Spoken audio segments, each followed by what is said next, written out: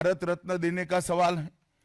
कांग्रेस के नेताओं ने कई बार खुद ही अपने आप को भारत रत्न दिए हैं।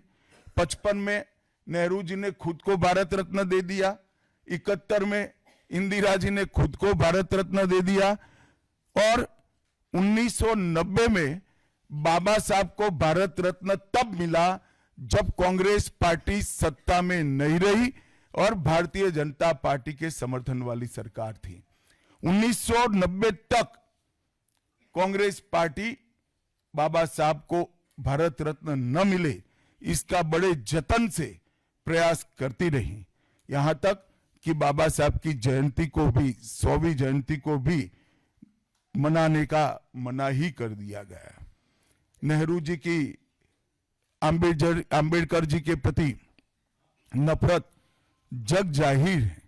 नेहरू जी की खुद की किताब selected works of Jawaharlal Nehru second series volume 16 इसके भाग 2 की पृष्ठ संख्या 532 पर एक पत्र का उल्लेख है, जब बीसी राव ने नेहरू जी को पत्र लिखकर कहा कि अंबेडकर जी मंत्रिमंडल से इस्तीफा देकर जाने का मन बना रहे हैं, तब नेहरू जी का ये जवाब था, अंबेडकर के जाने से मंत्रिमंडल में कोई फर्क नहीं पड़ने वाला है। अंबेडकर जी के महान योगदान का मूल्यांकन जवाहरलाल जी किस तरह से करते थे, इससे बड़ा कोई उदाहरण नहीं हो सकता। जब पंडित जी की एक और किताब को पढ़ते हैं, लेटर टू चीफ मिनिस्टर में एक उल्लेख है, बंबई के मेयर ने एक पत्र में बाबा साहब के अंबेडकर के जन्मस्थान महू में उनका स्मारक बनाना चाहिए ऐसा सुझाव दिया। 18 जून 1959 को पंडित जी ने कहा, सरकार के लिए स्मारक स्थापित करना बिल्कुल सामान्य बात नहीं होगी, आमतौर पर स्मारक निजी पहल से किया जाता है। अपने परिवार के चाहे कोई भी सदस्य हो, नेहरू जी हो, इंदिरा जी हो, संजय गांधी हो, राजीव गांधी हो, कई सारे लोगों के लाखों स्मारक देश के अंदर बनाने वाले परिवार के मुखिया कहते हैं कि आमतौर पर निजी पहल पर स्मारक बनाया जाता है, क्योंकि ये स्मारक BR अंबेडकर जी का था। मित्रों, जब एक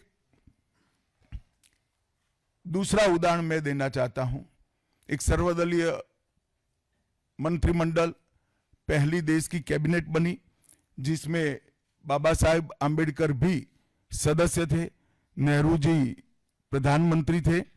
नेहरू जी की किताब selected works of Jawaharlal Nehru में एक और उल्लेख आता है, नेहरू जी के आश्वासन के बावजूद अंबेडकर जी को कोई महत्वपूर्ण विभाग नहीं दिया गया और ये स्पष्ट इसके अंदर उल्लेख है कि सरकार की नीतियों विशेषकर विदेश, रक्षा और अनुसूचित जाति और जनजाति से जुड़ी हुई नीतियां और 370 के खिलाफ अंबेडकर जी थे।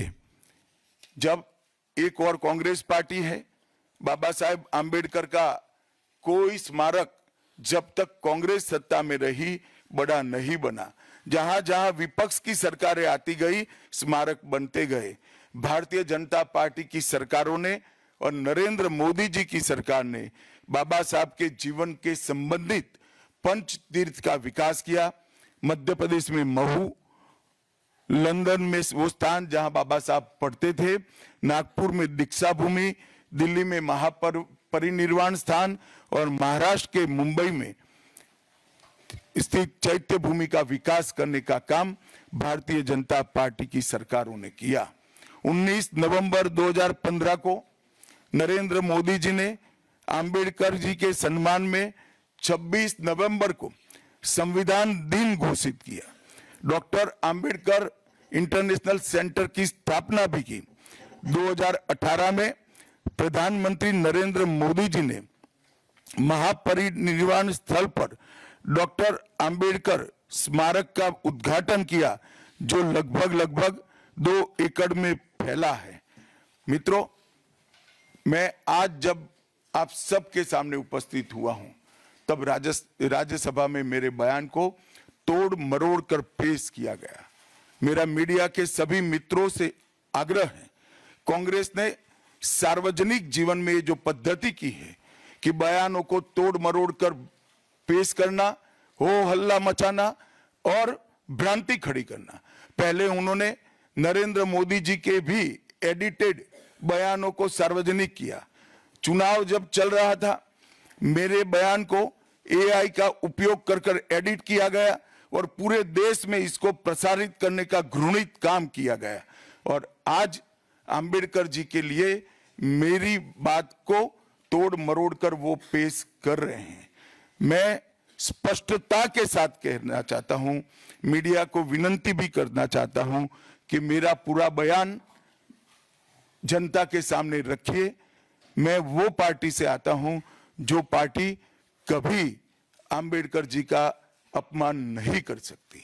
पहले जनसंघ और फिर भारतीय जनता पार्टी ने हमेशा अंबेडकर जी के सिद्धांतों के आधार पर चलने का प्रयास किया है। जब जब भारतीय जनता पार्टी शासन में रही, अंबेडकर जी के सिद्धांतों का हमने प्रचार किया है, प्रसार किया है। आरक्षण को और मजबूत करने का काम भारतीय जनता पार्टी ने किया है। इन्होंने जिस प्रकार से आरक्षण को भी विरोध किया, वो भी हम सब जानते हैं। पिछड़ा वर्ग आयोग, काका साहेब कालेलकर आयोग 53 में बना, 55 में रिपोर्ट आई, आज तक वो रिपोर्ट को लागू नहीं किया गया। 31 दिसंबर 1980 को मंडल आयोग बना, मंडल आयोग की रिपोर्ट आई। 80 में इंदिरा जी ने मंडल आयोग को ठंडे बस्ते में डाल दिया। 90 में जब गैर कांग्रेसी सरकार आई, तब मंडल आयोग की रिपोर्ट लागू हुई। उस वक्त राजीव गांधी विपक्ष के नेता थे और जब मंडल आयोग की रिपोर्ट लागू हुई, प्रस्ताव संसद में आया, राजीव जी ने अपने जीवन का सबसे लंबा भाषण ओबीसी के आरक्षण का विरोध करने के लिए किया। आज मैं फिर से एक बार आग्रह के साथ मीडिया को बताना चाहता हूं, सच्चाई को जनता तक पहुंचाना चाहिए। मेरी पूरी बात बहुत स्पष्टता के साथ, कोई कंफ्यूजन के बगैर राज्यसभा के रिकॉर्ड पर है। आज भारतीय जनता पार्टी के सैकड़ों कार्यकर्ताओं ने ट्वीट कर भी इस सत्य को लोगों के बीच में पहुंचाया है। और जिन्होंने जीवन भर बाबा साहेब का अपमान किया, जिन्होंने जीवन भर बाबा साहब के सिद्धांतों को दरकिनार किया, जिन्होंने जब तक सत्ता में रहे बाबा साहब को भारत रत्न मिलने नहीं दिया, जिन्होंने जब तक सत्ता पर रहे आरक्षण के सिद्धांतों की धज्जियां उड़ाई, वो लोग आज बाबा साहेब आंबेडकर के नाम पे भ्रांति फैलाना चाहते हैं। मैं